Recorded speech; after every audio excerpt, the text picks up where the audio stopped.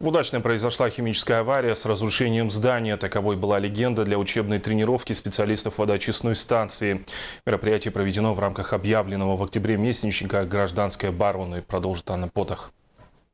Синоптик, химик и радиолог не просто так надели защищающие костюмы, калоши и противогазы.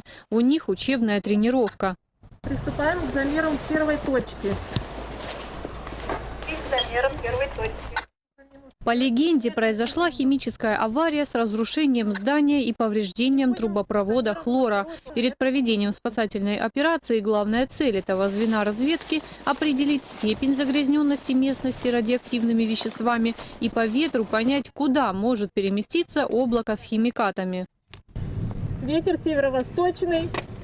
2,9 метров в секунду. 2,9 метров в секунду.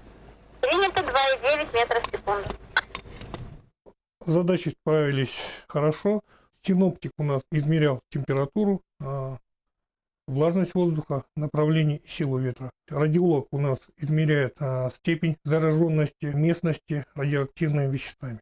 А химик измеряет степень зараженности химическими веществами. Учебная тренировка проводилась на территории водоочистной станции. За короткое время специалистам необходимо было определить характер загрязнения воздуха и установить границы зараженных районов. Поэтому замеры проводились в 5 точках.